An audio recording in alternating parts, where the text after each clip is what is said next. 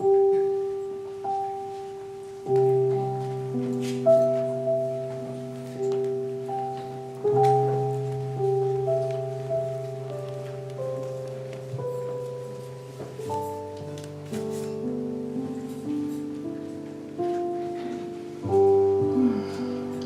open my heart to the universe, accepting love and healing.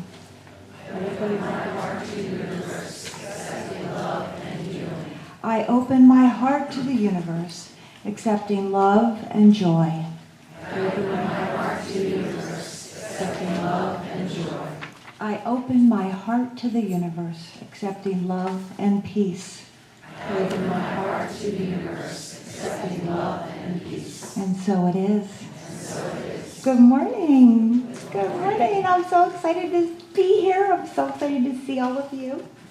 And in fact, our Miss Holmes tells us to be excited by the expectation of our good. Isn't that cool?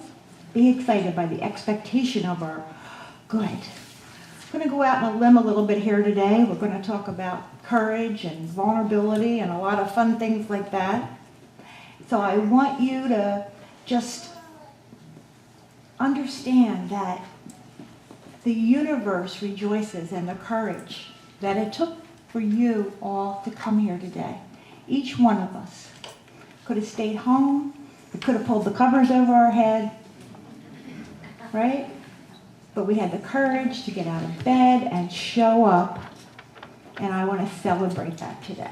And I want you to celebrate this for somebody else. So as long as you're physically able, I want you to get up and find someone you don't know and say, good morning.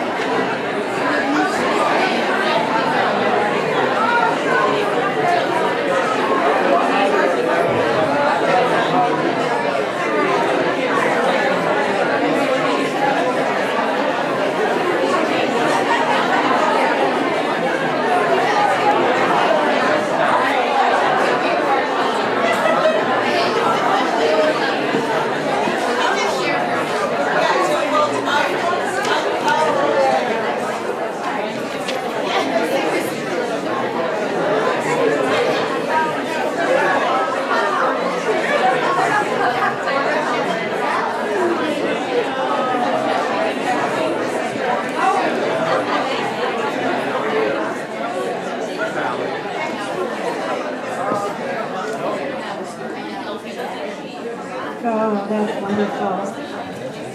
Great energy. Feel the energy? Feel the energy? That's wonderful. I also want to acknowledge that we have lost on this plane a beautiful light. Carolyn Sikorsky made her transition, a longtime member of CCL and the New Thought community here. And in fact, she originally met her husband, as far as I know, Dave Crow here. Is that right? Ellen and Mike are good friends, so lots of love to them. And let's just raise our hands in love and send Carolyn and Dave lots of love, and just let them know that they have our hearts this morning, and that we understand that this process that we call life is just this mystery and glorious experience. And we know that Carolyn moves on with our love and with great joy.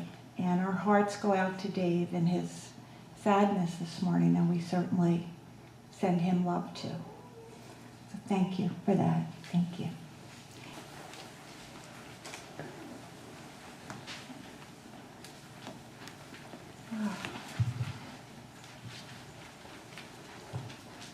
And what that beautiful prayer does is just acknowledge that the light of God is shining brightly in each one of us.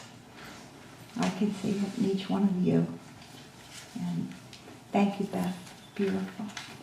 Thank you.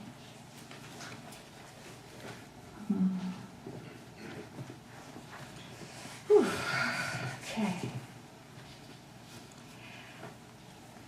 Title of today's talk is Daring Greatly. And it's based on a book by Brené Brown. And going to go out on a limb a little bit here today, because it's really at the crux of it, it's talking about being vulnerable and being open. And I must say, when I came in and found out that Carolyn had made her transition, really touched me and opened me up even more. Beautiful light. And I'm just kind of reminded by some of the love and some of the great stories that have come through CCL here. Actually, I think Mike and Ellen, you met here too, didn't you? Yeah. And Carolyn and Dave, I remember when I found out, they had gone on to another community. I believe they were with Bill, weren't they? And moved on and helped him start some of that out there. No? Yes? No? I'm not sure. But anyway, I remember meeting them up with them at a practitioner retreat and found out that they had gotten married. And they were just so tickled and so happy, and it was so much fun to see that light shine in them. And I just know that these are the kind of miracles that and wonderful things that have happened from people being open enough and vulnerable enough to walk through that door sometimes. So good stuff. Good stuff. Anyway, moving on. Last night, my wonderful husband and I, we were at a party. It was actually a Cajun party, and based on New Orleans style fun. And we were there with great friends. We had good food, and there was a couple of really fabulous bands. And I just loved it. And I'm somebody, when I hear that kind of fun, I want to get up and dance. And we had a good time. But one of the things that I realized last night, that out of this huge room full of people, there was only about a dozen or so folks who got up to dance.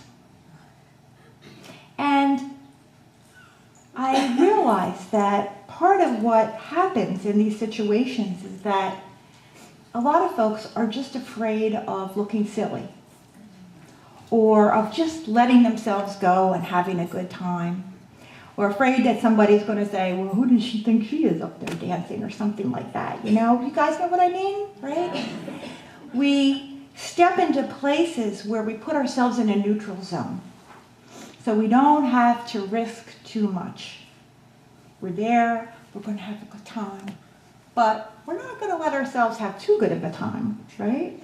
We're not going to risk too much. We showed up, but we're going to protect ourselves a little bit so we don't look too silly. Or if somebody says, she can't dance, what is she doing out there? But it's interesting because we kind of cocoon ourselves sometimes in that space of being safe, which is okay, except we missed out on the moment of the music. We missed out on the moment of the dance, of just getting up there and going with the beat and being in the rhythm of things. And so while we might have been safe and maybe we enjoy the music, we missed participating.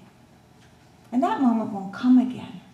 So we can stay in that safe, neutral zone, or we can say, you know what, I'm going to get up and dance. Right? I'm going to get up and dance. So today we're going to talk a little bit about being vulnerable and moving out somewhat of that neutral zone that we're so often in. And I'm going to step out a little bit and be a little more vulnerable than I usually like to be. So hang with me.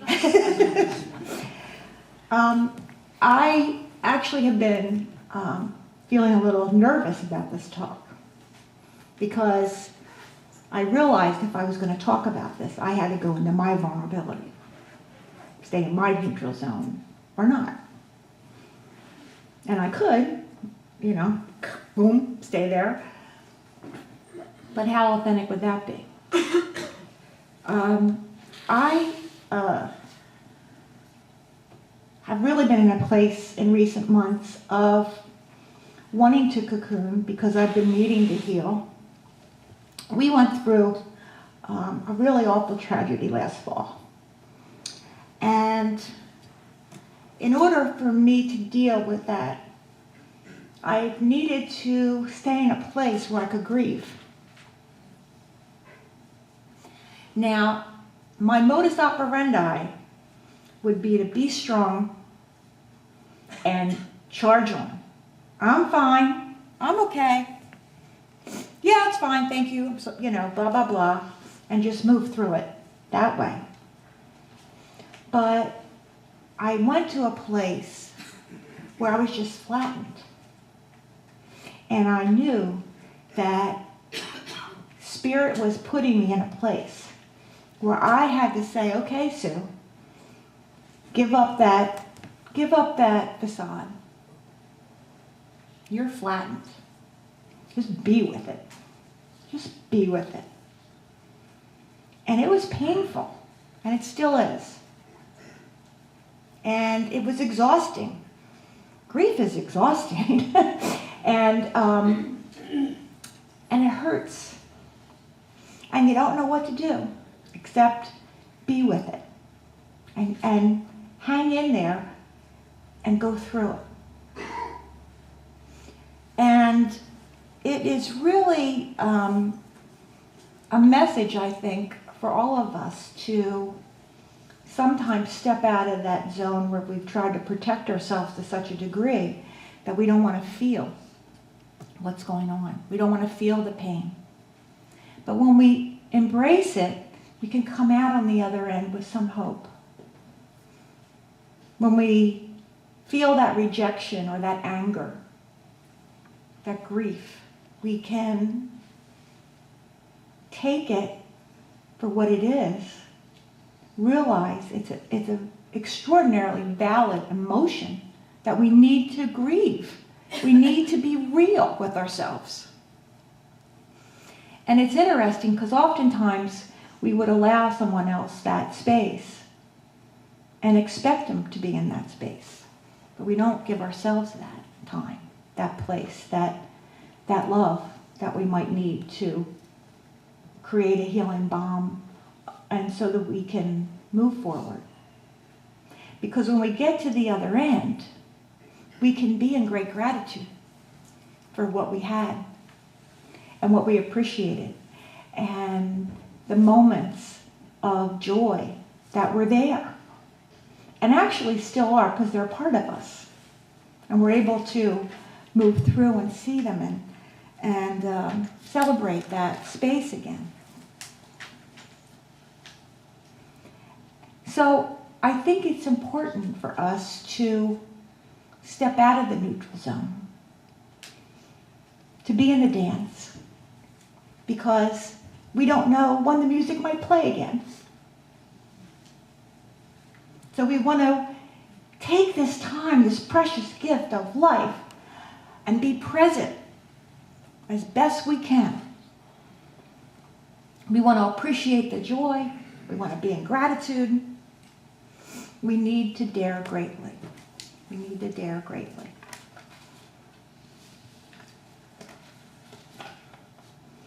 It is not the critic who counts, not the man who points out how the strong man stumbles, or where the doer of deeds could have done them better.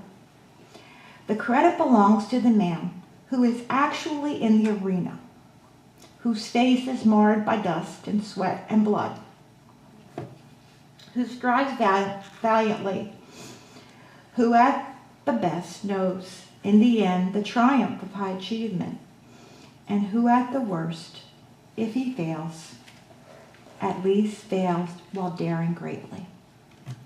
That's a quote by Theodore Roosevelt. And if he fails, at least he fails by daring greatly. Every day we experience the uncertainty, risks, and emotional exposure that define what it means to be vulnerable or to dare greatly. Based on 12 years of pioneering research, Dr. Brené Brown dispels the cultural myth that vulnerability is a weakness and argues that it is in truth our most accurate measure of courage. Brown explains how vulnerability is both the core of difficult emotions, like fear, grief, and disappointment, and the birthplace of love, belonging, joy, empathy, innovation, and creativity. She explains that when we shut ourselves off from vulnerability, we distance ourselves from the experiences that bring purpose and meaning to our lives. Daring greatly is not about winning or losing. In a world where never enough dominates and feeling afraid has become second nature, vulnerability is subversive, uncomfortable. It's even a little dangerous at times. And without question, putting ourselves out there means there's a far greater risk of getting criticized or feeling hurt. But when we step back and examine our lives, we will find that nothing is as uncomfortable, dangerous, or hurtful as standing on the outside looking in, wondering what it would be like if we had the courage to step into the arena. Whether it's a new relationship, an important meeting, the creative process, or a difficult family conversation. Daring greatly as a practice and a powerful new vision for letting ourselves be seen.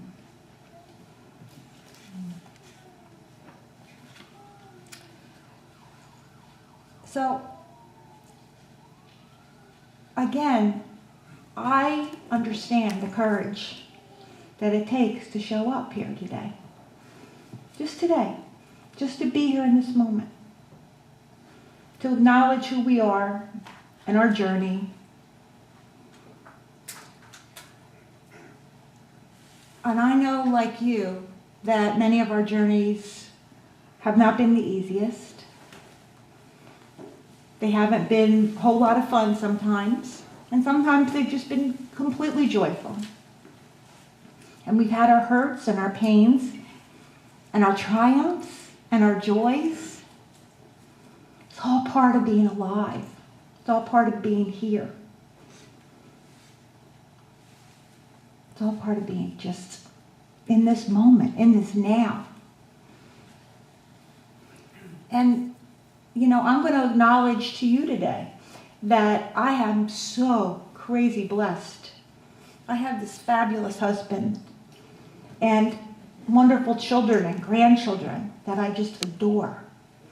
And I have all of you, and I have my friends, and it's amazing to me.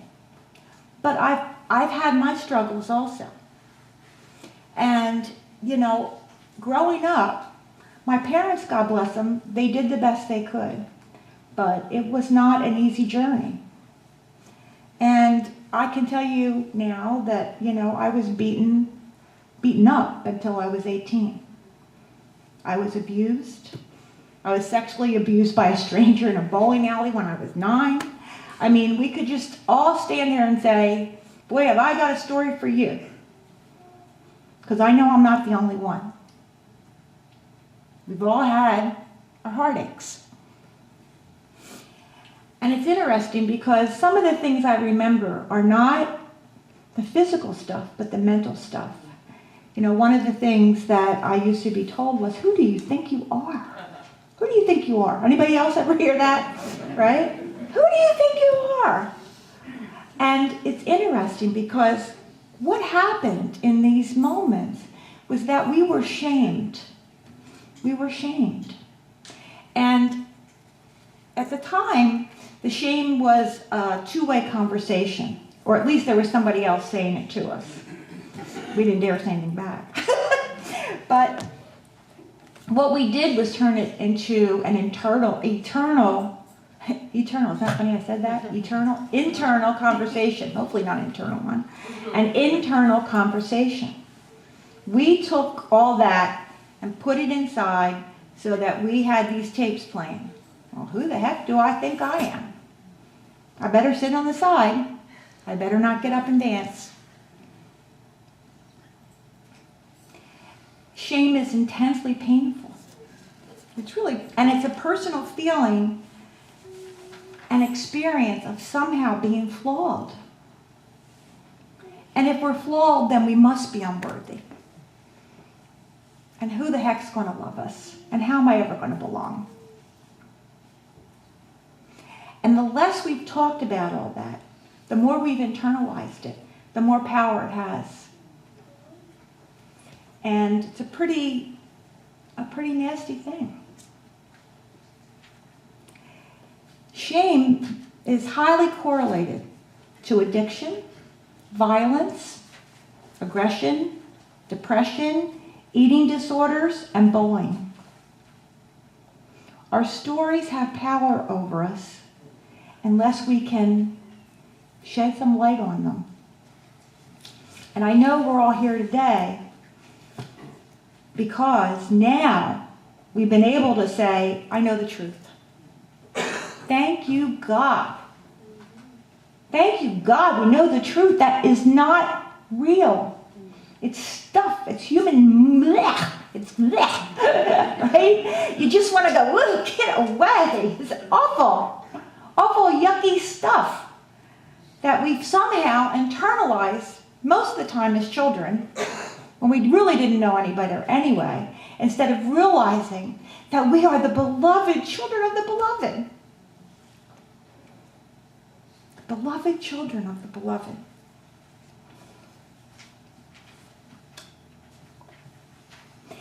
In 2011, a study funded by the National Institute of Mental Health and the National Institute on Drug Abuse found that as far as the brain is concerned, physical pain and intense experiences of social rejection hurt in the same way.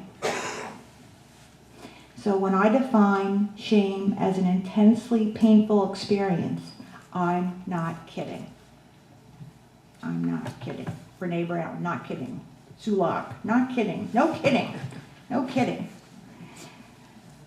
We, as children of the beloved, deserve to let that go and use it as a place to heal ourselves, to love ourselves enough to move through that. I personally really believe that we have come here on this realm to learn to love ourselves. I've known a lot of people in my life, I know from my own journey, that if we can move inside and learn to love ourselves, really love ourselves, we blossom in a way that our light can't be hidden under that bushel. We shine.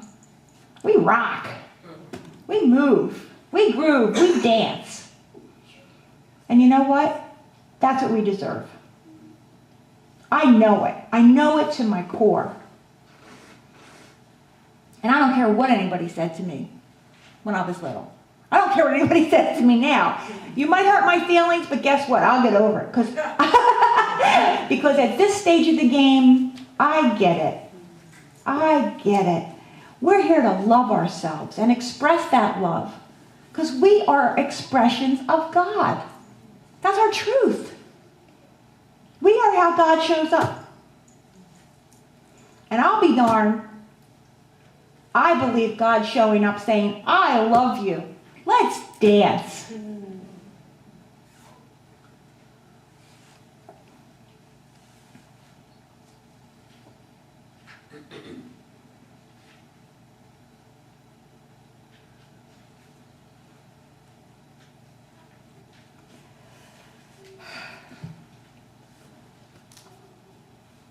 Let's dance.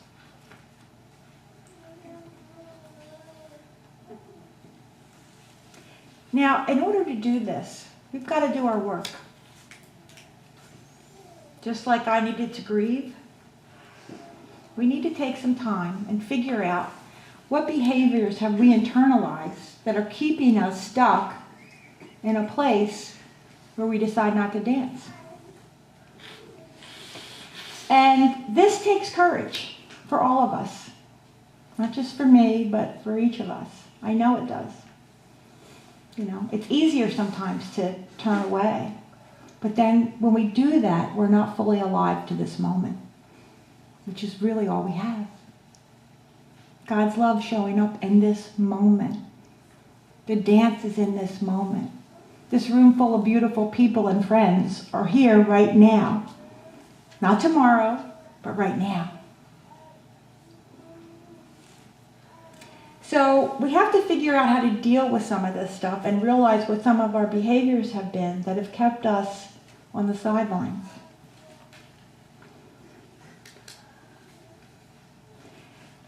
We have to figure out how we've defended ourselves. Because we're all very brilliant, aren't we?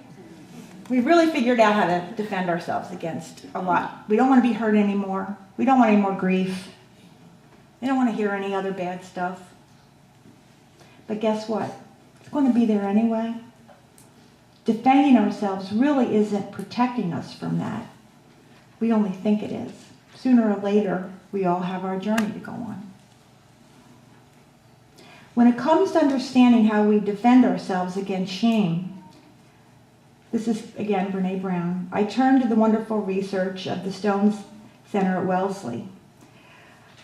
Dr. Harding, a former relational cultural theorist at the Stone Center and now the director of human dignity and humiliation studies.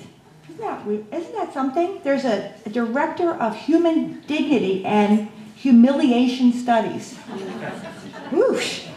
Uses the late Karen Horney's work on moving toward, moving against, or moving away by withdrawing, hiding, silencing ourselves, and keeping secrets.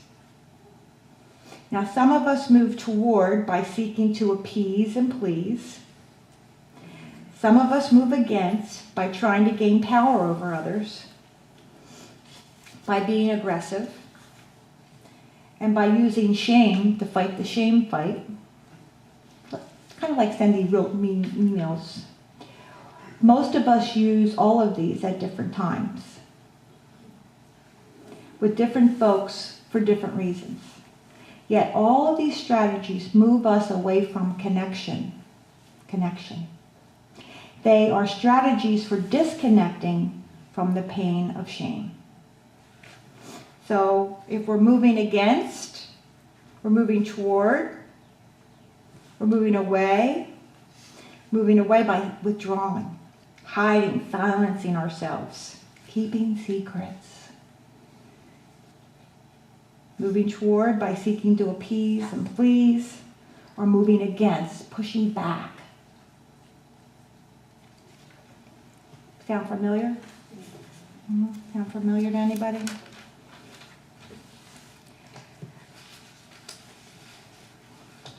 We need to be vulnerable enough to look inside and say, what the heck am I doing? Especially if we're hurting. And one of the great things now about being here today and being in this community is that there are people that you can reach out to. There are people that can help us feel this pain. Somebody that'll cry with us, or laugh with us, or listen. We need to look for people we can trust. Now that's a biggie. We need to look for someone who can give us a hug. We need to have the courage to make a call. We need to have the courage to walk into rehab, to ask for help. It takes a lot of courage to do that. And we want to make sure when we do that, that there are people we're reaching out to who we can trust. We don't want to open ourselves up to people who are going to slam us, right? And we all know, we know, you know what I'm talking about. Brené Brown keeps a very short list with her at all times so that she can remember if she's feeling the need to explore some of the pain she's in, she knows who she can call. The top two people are her husband and her therapist. They're going to love her, and they're also going to be really straight with her. Now, in this community, you also have just fabulous practitioners you can call who are going to be able to listen and love you And there's lots of other people here. There's fabulous therapists, and there's people who do angel work and physical clearings. Just amazing stuff. This is an amazing community you're part of. And we need to have the courage to say, you know what, I'm here. I'm here. Somebody help me. Because when we do that, the floodgates open up. The universe responds. When we have the courage to dare greatly enough to say, hi, I'm here. Somebody help me, please. It sounds simple, I know, but it isn't always simple, but it's so amazingly powerful. And you've had the courage to walk through the door today. So I know that we each have the courage to say to each other, it's okay, I love you. I get it. I get it. You need to cry. You need to dance. In this community, do you need to eat? Because we're really good with food. We want to really be grateful for the experiences that we're having. There's a story about a little seed. And the little seed, he's deep down in the dirt. And you know what? He's not too happy there. Because it's dirty and it's yucky and it's wet and it's damp. And he wants out. He's had enough. And he really doesn't get why he's living in this muck. And then one day, he sprouts up into the sunshine. And he feels the warmth and the glow of the sun. And he looks around and he sees the beauty of the earth. And especially now, springtime, it's like, whoa, look at this. But then he looks back and he sees where his roots are. His roots are in that muck and that mire and that dirt. And he realizes that that time he spent there is what nurtured him and gave him the strength to move forward towards the light.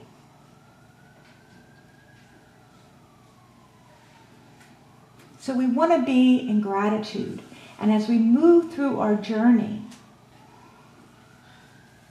we want to somehow come to a place where we bless our experiences. We want to bless our experiences. We want to be in a place of forgiveness. It's one of the core concepts. The core concept we have in science of mind. Meaning that there's things that we look to and say, you know what, this is true. And one of those core concepts is about forgiveness. Human forgiveness is the process that frees us to live in the eternal now.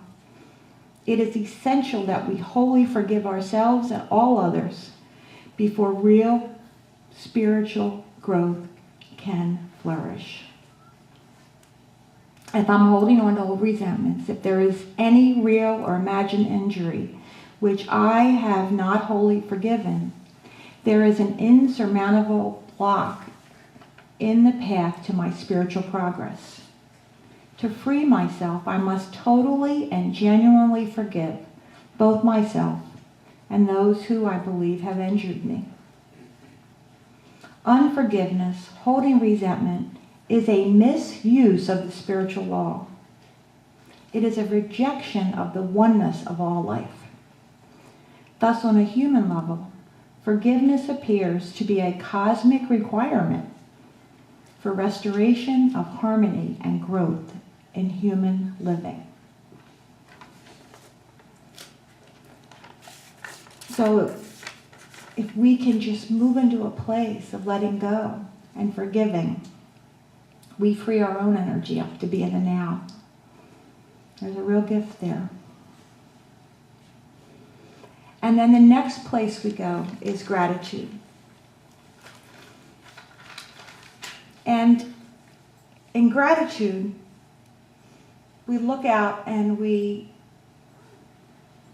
realize, like the little seed, that even in the dirt, even in the muck, even in the mire, even in the yucky stuff, we on the other end will be able to look back and be grateful for the experience that we had and for somehow that dark night of the soul nurturing us in a way that allowed us to grow to the light.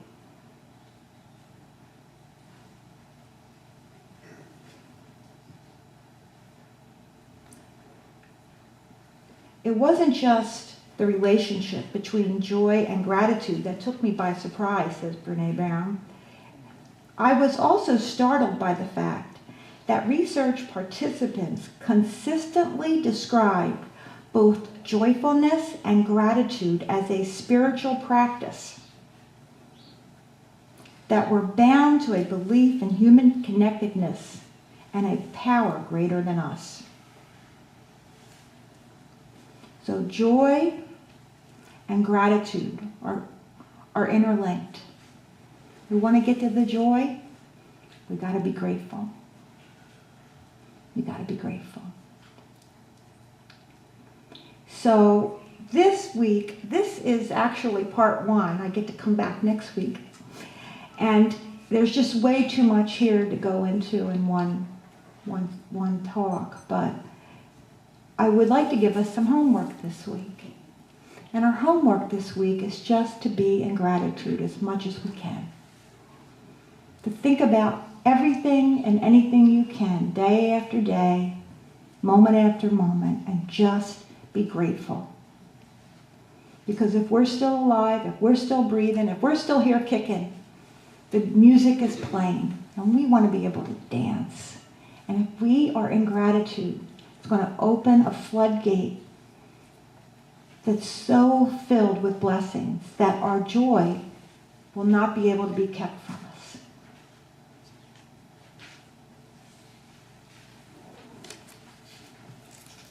So you have some homework. Sorry. But I think it's a way to open ourselves up to being wholehearted and realizing how fabulous the journey has been, even if it's a journey we haven't always been too happy about. It got us where we are today. So we'll bless it. We'll bless it. So let's just take a breath now.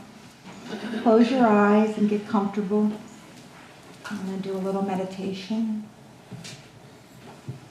And after the meditation, we'll go into our blessings, our oneness blessing with our oneness blessing givers and our practitioners in training. So when we're finished with the meditation, if all those folks will just circle around the room here and just bless us with their love and kindness and joy, and we'll all just be part of that oneness. So let's just get comfortable and breathe. Just relax. Just relax. Just take a breath and gently say your name out loud. Your name out loud. And just take another breath. And in that breath, once again, just say your name.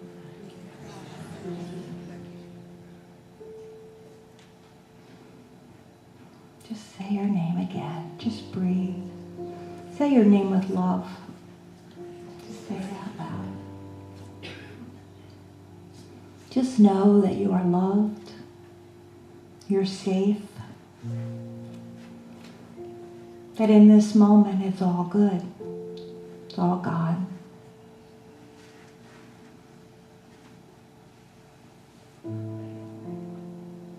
I want you to just imagine going on a walk at the beach, your favorite beach.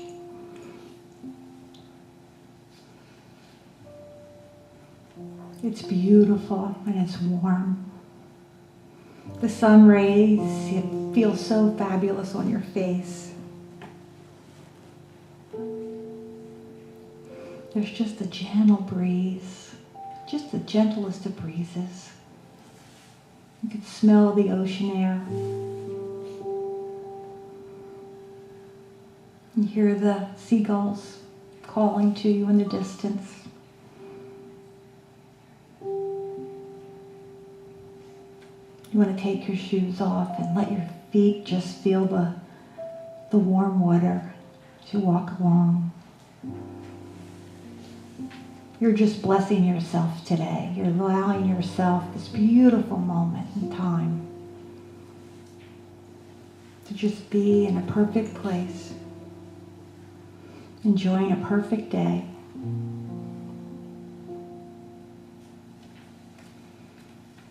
And as you walk along, you look ahead and see a beautiful, beautiful figure. And as you get closer, you see the glorious, glorious, radiant being. It's bright. Their eyes are just filled with love. Oh, it's your guardian angel. Your very own guardian angel. And she's welcoming you with open arms. She is absolutely delighted to see you. I've been waiting for you, she said. I've been waiting for you. So happy you're here. There's someone I want you to meet.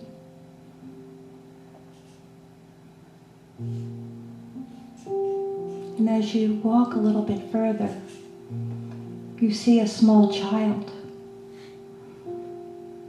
A child sitting in the sand.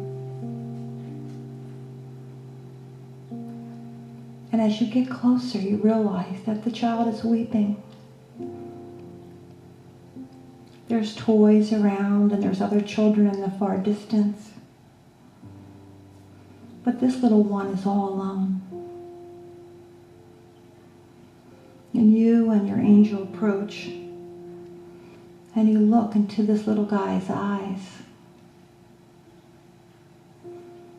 And it almost takes your breath away when you recognize yourself, because the little one is you.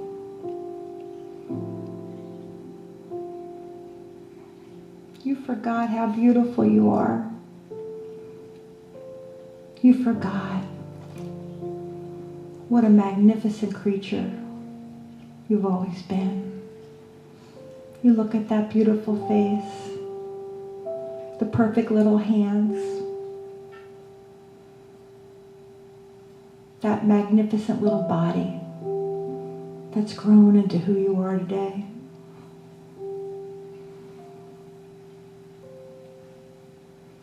You begin to remember how sweet and dear you were. Remember how much your spirit wanted to soar.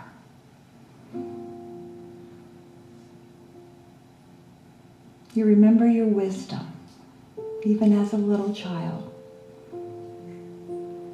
And you remember how much love you had to give.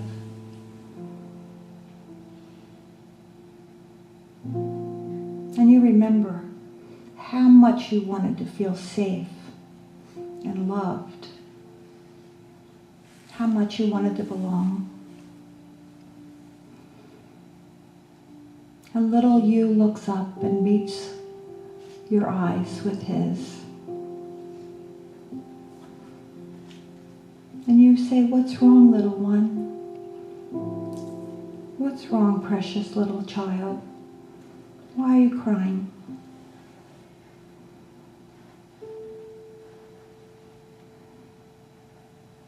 And little you says, "I've been bad. I was mean and I was angry, but now I'm just scared and I'm all alone."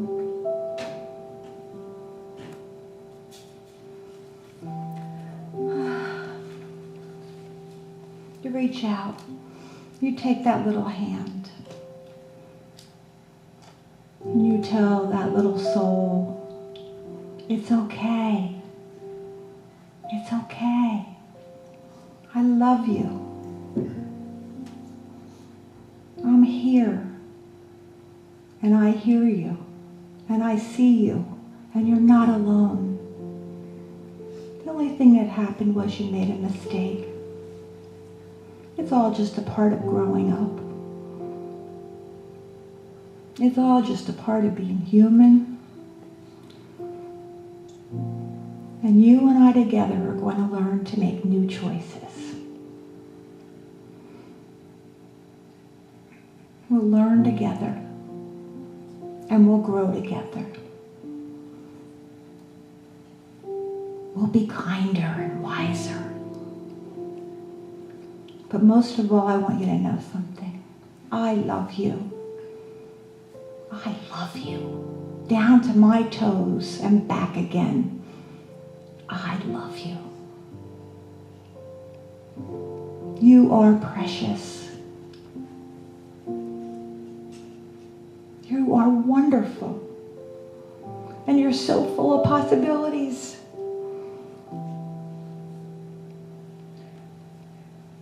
And I know now that also, little you are the light of God shining here right now on this planet.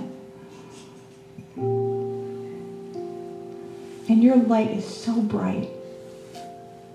And we're going to let you shine. We're going to let you shine, little one. And I'm going to take good care of you. I'm going to love you to pieces. And I want you to be happy. It's your right. You deserve it. It's okay. Don't listen to anybody else. Let joy be your compass. Let your joy be your compass. You can soar. You can fly. We have our angel's wings right here to help us.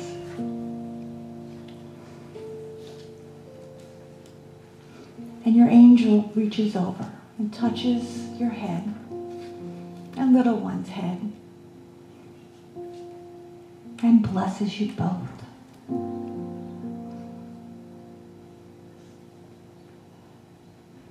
And your angel says, I'm here too. I always have been. And I always will be. You are never alone. You are surrounded in the light and love of Spirit. Always, always, always. That divine part of you is alive and awake and waiting to dance. And you are more precious than you can possibly imagine.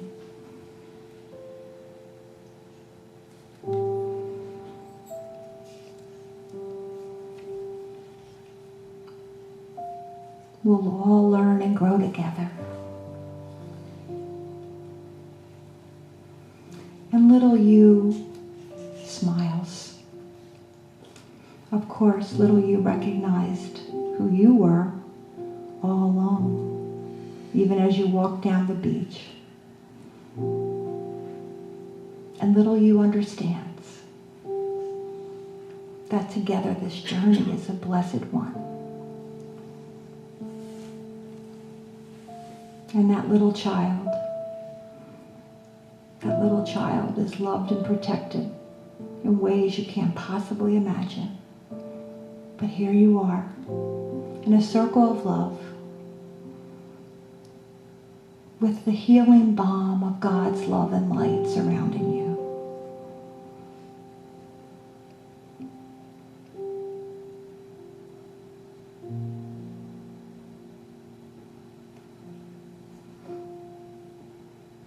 You are not alone.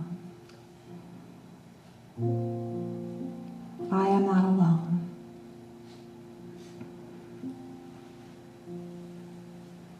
There is a power and a presence right here, right now.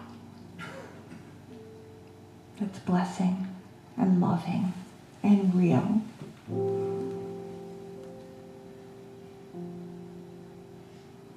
And little you looks up and smiles and gives you a big hug and tells you they're ready to go play now. They want to go play in the sand and romp with the other children. They want to feel their little feet in the ocean. And you send little you off with love. and a watchful eye, knowing that you will always be there to take care of that precious little being. And your angel looks at you and says, Namaste. The God in me greets the God in you. Namaste, little one. Namaste.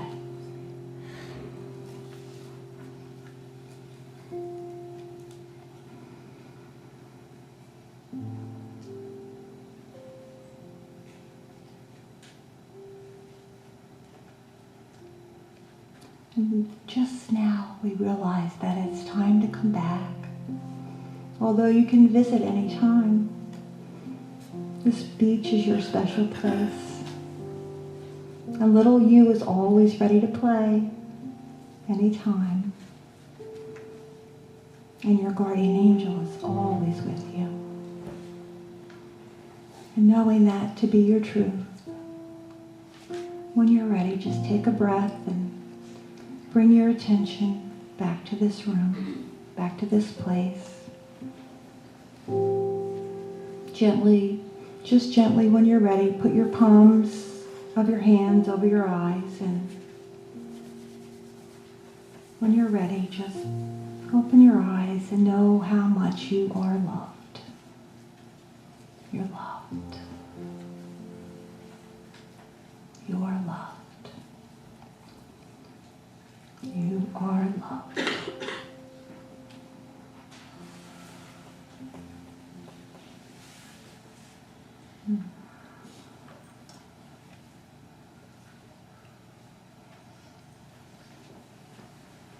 Namaste.